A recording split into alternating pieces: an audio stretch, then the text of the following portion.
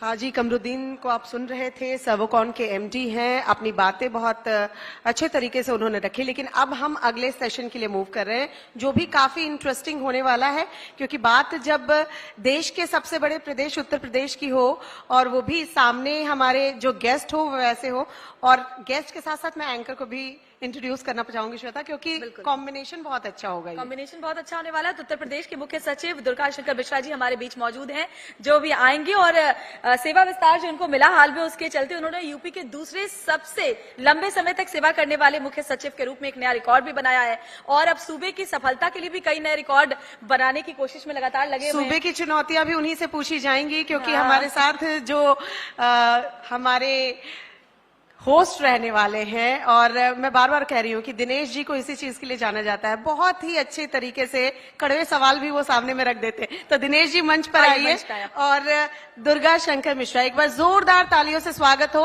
पहले हम बुके देके स्वागत करेंगे दुर्गा शंकर जी का। जोरदार तालियां बजती रहनी चाहिए। देखिए, सवाल भी बहुत इंटरेस्टिंग होंगे और जवाब तो और भी ज्यादा इंटरेस्टिंग आएगा। तो बेहद खास मेहमान हमारे बीच में हैं, जिनको सुनने का इंतजार सब लोग सुबह से ही कर रहे थे। जब से ये कार्यक्रम शुरू हुआ है, तो आखिरकार वो वक्त आ गया है। Dinesh ji, over to you. Thank you so much. और जब इतने अकम्प्लिश्ड ऑफिसर साथ में हों, तो वो कड़वाहट की गुंजाइश बचती नहीं है। जिस तरीके से प्रगति पथ पर उत्तर प्रदेश को अभी दौड़ाया गया है, उसके बाद असल में तो प्रशंसा ज्यादा है। हाँ, चुनौतियां हैं, तो कुछ सवाल रहेंगे। स्वागत करता हूं मैं आपका। नव भारत नव निर्माण मंच उत्तर प्रदेश, ये इस कार्यक्रम में आप यहां हिस्सा ले रहे हैं, और नव भारत के नवनिर्माण की जब बात हो रही है, तो देश के सबसे बड़े राज्य की बात होगी, और उस राज्य के सबसे बड़े अधिकारी के साथ हम यहां मुखातिब हैं। तो एक बार जोरदार तालियों के साथ अगर आप ऊर्जा मुझे देंगे, और इस राज्य के सबसे बड़े अधिकारी को भी यह महसूस होना चाहिए कि आप कितनी इंटेंसिटी के साथ उनकी बातें सुनना चाहते हैं। इन तालियों में तो मजा नहीं था बिल्कुल। अभी भी आपको लगता है लंच वाला हैंगओवर है। हाँ thank you so much sir. एक बार फिर से आपका स्वागत। अब ये धन्यवाद दिनेश जी। ये तो कहा जा रहा है कि उत्तर प्रदेश अब बीमारू वाले स्टेटस से निकलकर विकास की राह पर सरपट दौड़ रहा है, लेकिन विकास की राह में कहां पहुंचे हैं हम? एग्जैक्टली बीमारू से निकलकर कितना आगे पहुंचे हैं?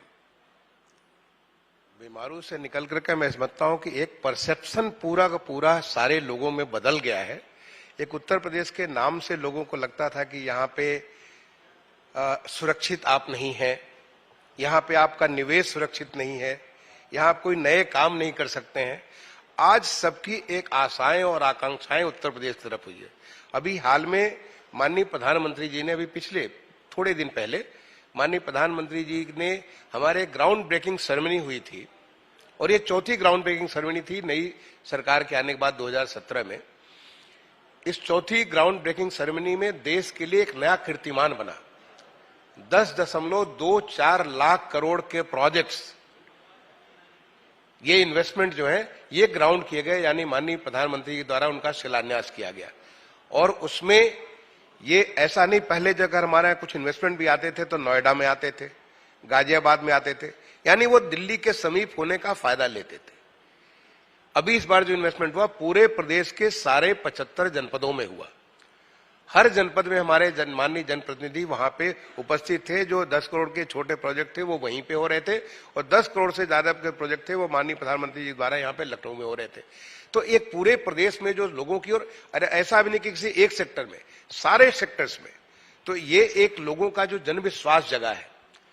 आप पिछले 1.5-2 साल के भीतर भीतर हमारे यहाँ 43 नए विश्वविद्यालयों, प्राइवेट विश्वविद्यालयों, अभी सरकार ने तो पीछे 7 नए विश्वविद्यालय शुरू किए, लेकिन प्राइवेट सेक्टर से 43 नए विश्वविद्यालयों के लिए लेटर ऑफ इंटेंट जारी किए गए, और जिनमें 12 विश्वविद्यालय चालू हो गए। ये उनका जन विश्वास है, जिसकी वजह से लोग यहाँ पे आज इन्वेस्टमेंट के लिए तरीका ढूंढ रहे हैं। आज हमारे बच्चों के लिए यहाँ पे रोजगार जो अभी जो 10 लाख करोड़ से ज्यादा का जीवीसी हुआ, उसमें करीब 35 लाख नए रोजगार सृजित होंगे। और आप सोचिए कि जब ये सारा का सारा, जब हमारा 1.5 साल 2 साल के भीतर भीतर हमारे एक एक चीजें जब बननी चालू हो जाएंगी, जब काम करने चालू करेंगी, तो कितना सारा इनडायरेक्ट, अप्रत्यक्ष रूप से, चाहे लॉजिस्टिक्स के बारे में, कैटरिंग के बारे में, लोगों की जब हमारी इनकम बढ़ेगी तो लोगों की परचेजिंग कैपेसिटी बढ़ेगी और इकोनॉमी खुद अपने आप को आगे के लिए आगे बढ़ाएगी। तो इस प्रकार की जो एक नया माहौल बना है, आप आगे जब पूछेंगे मैं आपको और डिटेल में बात करूंगा। लेकिन ये बीमारू राज्य जो एक होता था कि बीमारू राज्य के बारे में लोग उत्तर प्रदेश के बारे में सोचते भी नहीं थे कि उत्तर प्रदेश में हमें इन्वेस्टमेंट करना है, उत्तर प्रदेश में हमें जाना है। आप सोचिए कि अभी अयोध्या जी में, जो अयोध्या धाम में अभी थोड़े दिन पहले, पिछले महीने ही 22 जनवरी को वहां पे माननीय प्रधानमंत्री जी ने प्राण प्रतिष्ठा का जो बहुत बड़ा कार्यक्रम हुआ, देश दुनिया ने देखा। लगभग 2 से 2.5 लाख लोग नित्य वहां पे प्रभु श्री राम का दर्शन कर रहे हैं और अयोध्या का बिल्कुल कायाकल्प हो गया। अगर आप कोई अयोध्या को जाकर के देखेंगे, और मैं तो कहूंगा हर 3 महीने में आपको एक नई अयोध्या नजर आएगी, जिस प्रकार से उसका कायाकल्प हो रहा है। ऐसे उत्तर प्रदेश के, आप बनारस के बारे में, जब वहां पे काशी विश्वनाथ धाम का जो एक परिवर्तन हुआ और पूरे काशी का एक प्रकार से कायाकल्प हुआ, आज देखिए वहां पे 10 करोड़ लोग साल में आ रहे हैं।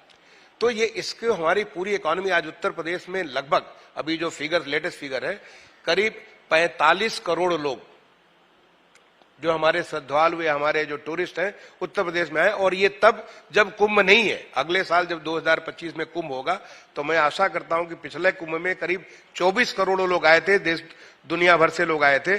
अगला जो कुंभ होगा वो पूर्ण कुंभ होगा और उस कुंभ में मेरा अंदाज ये है कि कम से कम 40 से 45 करोड़ लोग कुंभ में आएंगे और ये बहुत बड़ा एक इवेंट होगा। मैं समझता हूं धरती मां के ऊपर इतना बड़ा इवेंट कहीं हुआ नहीं होगा और उसकी पूरी तरह से तैयारी करने के लिए हम लोग उत्तर प्रदेश सरकार की तरफ से हर सारी व्यवस्था कर रहे हैं, जिससे जो लोग आए वो सुरक्षित रहें, उनको कम से कम चलना पड़े, उन्हें बेहतर उनकी सुख सुविधाओं को हम लोग ध्यान दें, अच्छे से स्नान करें।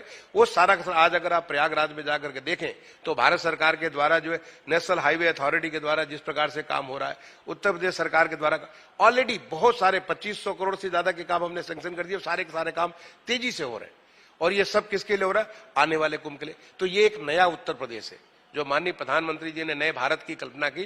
तो हमारे माननीय मुख्यमंत्री जी ने भारत, जो माननीय प्रधानमंत्री जी की सोच है, उनकी जो विजन है, एक बहुत विराट विजन है, उस विजन को धरती पे उतारने का काम हमारे माननीय मुख्यमंत्री जी बहुत तेजी से करते हैं।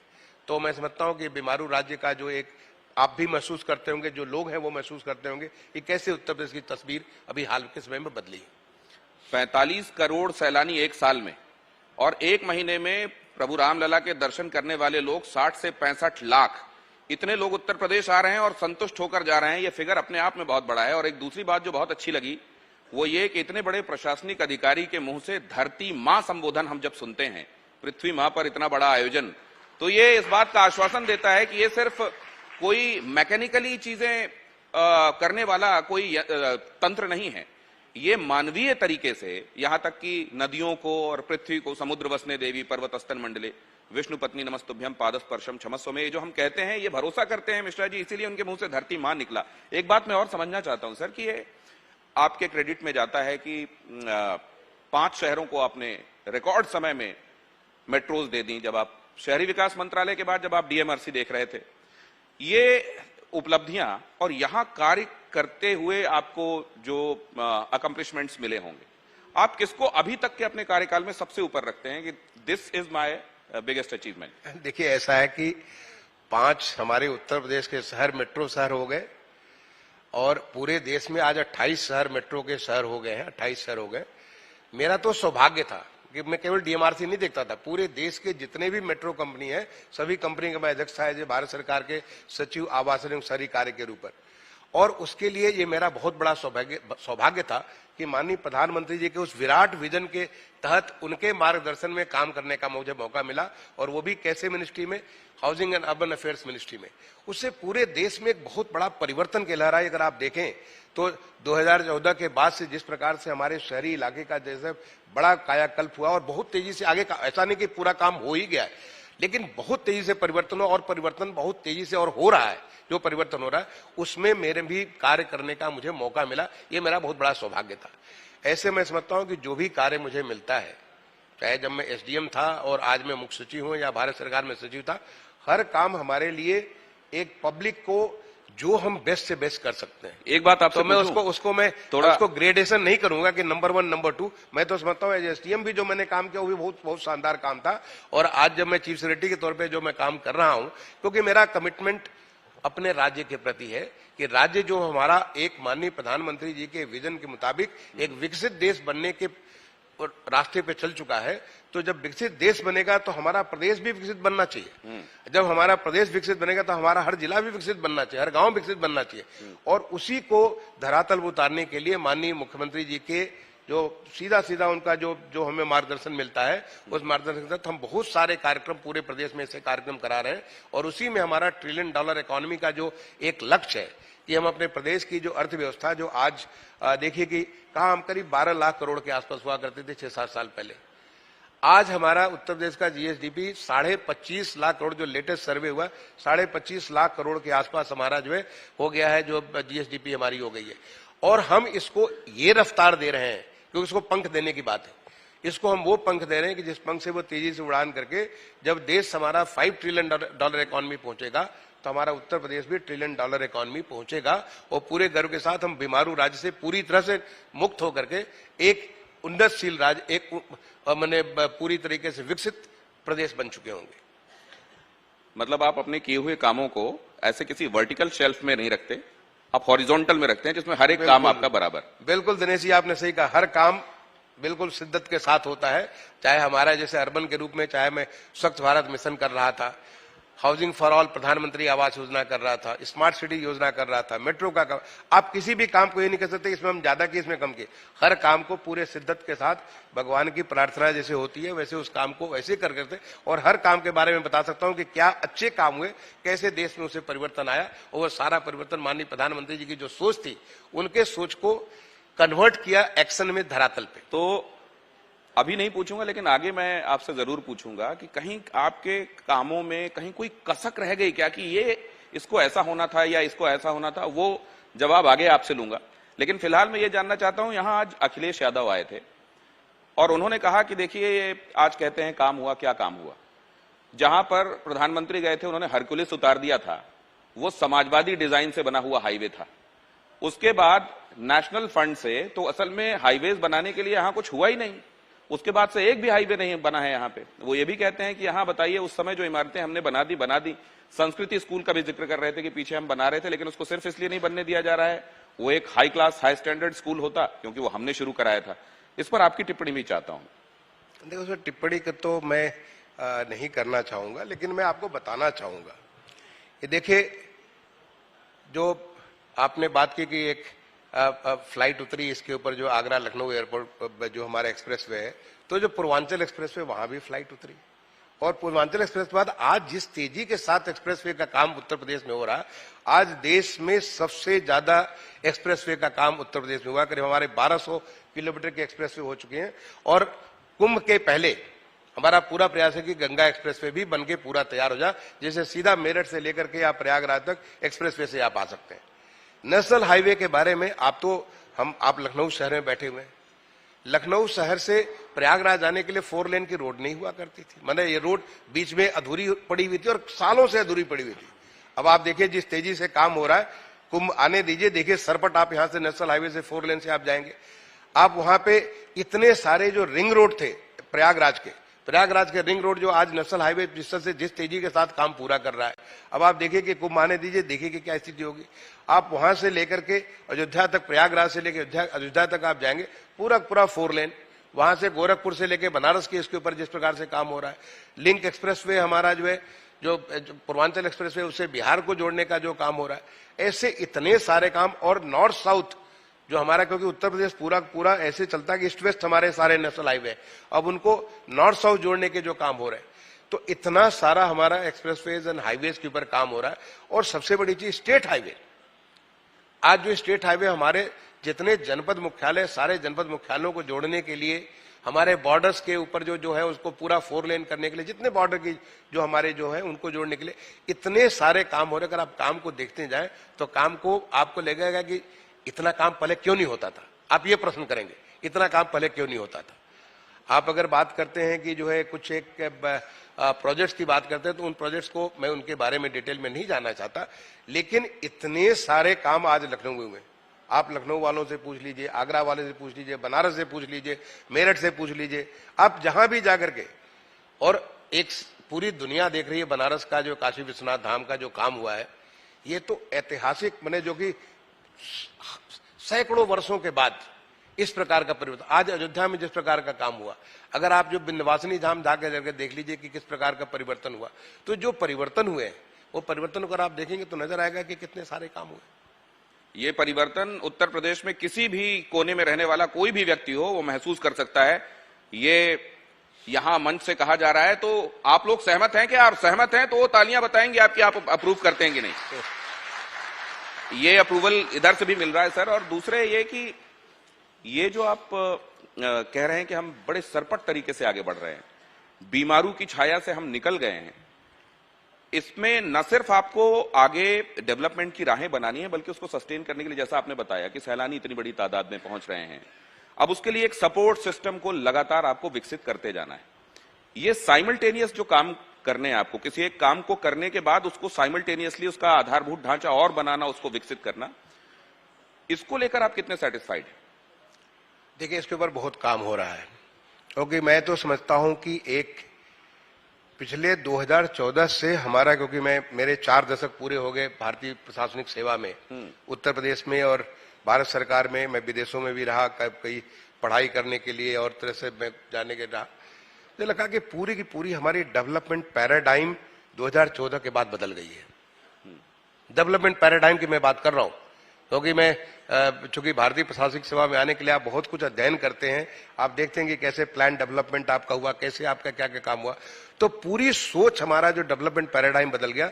जो माननीय प्रधानमंत्री जी ने एक चीज की, कैसे चीजों की सस्टेनेबिलिटी पे ध्यान दें, कैसे लोगों का उसमें इंक्लूसिव डेवलपमेंट करें, कैसे लोगों को प्रोजेक्ट्स के साथ जोड़ें जिससे उनकी ओनरशिप हो। क्योंकि हम आप तो मैंने हमारे जो सरकारी अधिकारी आते जाते रहते हैं, वहां की लोकल पॉपुलेशन उनके साथ रहती, तो उनको जोड़ करके जो हमारे अर्बन में काम किया गया, जिस प्रकार से लोगों को इन्वॉल्व किया गया, तो उस पैराडाइम के तहत उत्तर प्रदेश, उसमें जो मैंने कहा कि जो प्रधानमंत्री जी का विजन है उत्तर प्रदेश में 2017 के बाद से पूरा उसको धरातल पे उतारने अगर ये पैराडाइम शिफ्ट का नाम देते हैं सर इसको, 2014 के बाद पैराडाइम शिफ्ट हुआ है अगर, तो पहले डेवलपमेंट को एक लाइन में आप कैसे डिफाइन करेंगे और चेंज को कैसे डिफाइन करेंगे? मैं ऐसे कहूंगा कि देखिए कि पहले जो होता था, क्योंकि मैं उत्तर प्रदेश सरकार का प्रमुख सचिव नगर विकास था, यहाँ पे रहा हूं नगर विकास, और हम प्रोजेक्ट्स लेके जाते थे भारत सरकार में, वहां हमारे कुछ सैंक्शन होते थे, कुछ नहीं सैंक्शन होते थे। एक तो एडहॉक तरीके से होता था, पूरा एक बृहद प्लानिंग आपकी नहीं होती थी। दूसरा, लोगों का इन्वॉल्वमेंट नहीं होता था। तीसरा ये कि राज्य का एक प्रकार से राज्य को वैसे माना जाता था कि भारत सरकार ही सब कुछ चीज तय करने वाली है। अब क्या है कि पैराडाइम शिफ्ट क्या हो गया कि अब लोगों को पहले इन्वॉल्व किया गया, प्रोजेक्ट बनाने में लोगों को इन्वॉल्व किया गया। दूसरा, जो राज्य सरकारों के ऊपर ज्यादा कॉन्फिडेंस हो गया कि भारत सरकार एक ओवरऑल प्लान तैयार कर देती है और राज्य सरकार उसको इंप्लीमेंट करती है, ऐसा नहीं कि उसको हर चीज को लेकर के गाइड करती है। तो एक पूरा तौर तरीका बदल गया। सस्टेनेबिलिटी के ऊपर बहुत फोकस दे दिया गया कि जो हमारा काम है वो काम आगे सस्टेन करे, उसके ऊपर ज्यादा फोकस दिया गया। रेजिलियंस, आपका जो रेजिलियंस के ऊपर बहुत ज्यादा ध्यान दे दिया। बहुत सारे इतने किस्म के परिवर्तन हुए, मैं आपका अगर इसी के बारे में काफी लंबा आपसे बात कर सकता हूं, लेकिन मेरा मानना है कि पूरा एक प्रकार से डेवलपमेंट के बारे में सोच और उसको धरातल पर उतारने के तौर तरीके में परिवर्तन हुआ। क्या इसको इस तरह से कहा जा सकता है, जो आपने कहा कि जो हम सुनते हैं कि पहले अटकाने लटकाने और भटकाने की बात ज्यादा होती थी और अब वो बात खत्म हो गई है या कम हो गई? 100%। क्योंकि अब जो अगर हम कोई काम लेते हैं तो उस काम को पूरा करते हैं। आपको मैं एक छोटा सा उदाहरण देता हूं। जल जीवन मिशन का आपने नाम सुना होगा, पानी जो गांव में पानी पहुंचाने का। उत्तर प्रदेश में जब मैं यहाँ पे मुख्य सचिव बनकर गया था, उस समय बहुत छोटा प्रोग्रेस था, 200-250 साल पहले, बट हमारा काम काफी धरातल पे काम चालू हो गए थे। जब ये जल जीवन मिशन स्टार्ट किया गया था तो उत्तर प्रदेश से केवल 2% लोगों के घरों में पानी पीने का साधन था। आज ये लगभग 80% हो गया है और 2 करोड़ से ज्यादा, 2 करोड़, अभी मैं आने के पहले पूछ रहा था हमारा जो प्रमुख सचिव जिसको देखते हैं, 2 करोड़ 10 लाख लोगों के घरों में पानी के कनेक्शन हो गए। ये कैसे हो गया? ये एक वो जो सोच है, उस सोच का परिवर्तन हुआ। एक और आपको उदाहरण देता हूं। हमारा 2 साल पहले आपको ख्याल होगा जब बजट में मैंने ये माननीय प्रधानमंत्री की सोच थी एग्रीस्टैक के बारे में। एग्रीस्टैक में जो है एग्रीकल्चर को हम कैसे टेक्नोलॉजी के माध्यम से जोड़ दें। माननीय वित्त मंत्री जी अनाउंस किया बजट में, उन्होंने अनाउंस किया कि इसको हम एग्रीस्टैक के बारे में फला चीजें करेंगे। उत्तर प्रदेश ने वहां हमने लगभग 0 से शुरू किया। हमारे पास कुछ भी नहीं था, मतलब हमारे पास किसी भी प्लॉट का उसकी जो है जियो रेफरेंस हमारे पास नहीं थे। आज हम लगभग 80% जियो रेफरेंस अपने प्लॉट, और कितने प्लॉट, 7.8 करोड़ प्लॉट है हमारे उत्तर प्रदेश में। उसके हम 80% ज्यादा को हम लोग जियो रेफरेंस कर चुके हैं। जो नहीं कर रहे हैं इसलिए नहीं कर पाए क्योंकि उसके बारे में अभी हमारे पास वो डाटा ही उपलब्ध नहीं है, क्योंकि वो सैटेलाइट डाटा जो बहुत सारे ब्लैक कर देते हैं for security reasons and other reasons, इसको से कर देते हैं, या वो इंफॉर्मेशन कहीं खाली रह गई। तो इस तेजी के साथ काम हुआ, और पहले बार उत्तर प्रदेश में खरीफ जो हमारा पिछला खरीफ हुआ, उस खरीफ में हमने 21 जिलों में 100%, और बाकी जनपदों में हमारे बाकी जो बचे हुए 54 जनपद हैं उनमें हमने 10-10 गांव को डिजिटल क्रॉप सर्वे किया। और अभी जो रबी का फसल चल रहा, हम 100% सारे 75 जिलों में डिजिटल क्रॉप सर्वे करेंगे। अब सोचिए कि कितना फर्क आया। आपको मैं फर्क बताता हूं। पहले हमारा लेखपाल साहब जाते थे, कहीं भी कुछ भी लिख सकते थे, किसी खेत में कुछ भी लिख दिया, आप बोया है धान लिख दिया, वहां पे जौ बोया, वहां पे कुछ अरहर बोई हुई है, कुछ लिख दिया, आपको सही सीधी नहीं। अब आपको मोबाइल फोन हमारे लेखपाल जी के पास है, पंचायत के पास है, मोबाइल से वहां पे जाके फोटो खींचते हैं, उसका लेटलॉन्ग होता है, लेटीट्यूड एंड लॉन्गिट्यूड होता है, और उसके आधार पे क्या फसल है वो ऑटोमेटिक वहीं आपको रिकॉर्ड कर देते हैं। तो एग्जैक्ट स्थिति, और इसका नतीजा ये हुआ कि खरीफ में हमारा करीब 22%, 22% फर्क आ गया, और जब हमारा रबी का रिजल्ट निकलेगा तो और ज्यादा फर्क आएगा। यानी हम अपनी सही चीज को सही से रिफ्लेक्ट नहीं कर पा रहे क्योंकि we were lazy recording the things.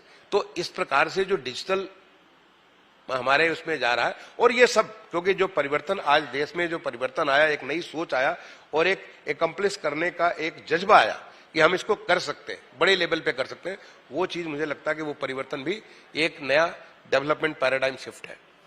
Digital crop survey मतलब इंडस्ट्रीज के लिए क्या किया जा रहा है, 1 ट्रिलियन बनाने के संदर्भ में कैसे इन्वेस्टमेंट्स अट्रैक्ट किए जा रहे हैं राज्य में, वो, और साथ में किस तरीके से जो हमारी एग्रेरियन इकोनॉमी है उसके लिए क्या किया जा रहा है वो भी बताया गया है। डिजिटल क्रॉप सर्वे, लेकिन सर सवाल ये है कि इस तरीके से अगर पहले आदत नहीं थी, ब्यूरोक्रेसी भी शामिल रही होगी उसमें, और फिर इतना फास्ट पेस चीजें हुई, तो आप लोगों ने अडॉप्ट कैसे किया ये, मतलब पूरी ब्यूरोक्रेसी ने, और साथ में वो लोग जैसे किसी को अचानक आप जो 7 बजे 8 बजे 9 बजे सो के उठता हो, उसको आप कहें कि कल से 5 बजे सुबह उठ के आपको उठना है और योगा प्राणायाम ध्यान करना है, फिर ये करना है, पूरा दिन व्यस्त का आपका शेड्यूल पता चल जाए, तो जनरली इसको लोग बहुत पसंद नहीं करते हैं।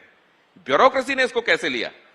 देखिए, ब्यूरोक्रेसी ने इसको अडॉप्ट किया, मुझे तो जादू जैसा लगता है, लेट मी टेल यू, क्योंकि अपने बहुत सारे लोग जो एक कंट्रीब्यूट नहीं करते थे, कैसे उसी ब्यूरोक्रेसी से, जो बीमारू राज्य था, उसी ब्यूरोक्रेसी से आज डेवलपमेंटल राज्य जहां पे 40 लाख करोड़ के इन्वेस्टमेंट एमयू साइन हो जाते हैं, 10 लाख करोड़ से ज्यादा के ग्राउंड हो जाते हैं। तो ब्यूरोक्रेसी नहीं बदली, ब्यूरोक्रेसी को काम करने का तरीका बदल दिया गया।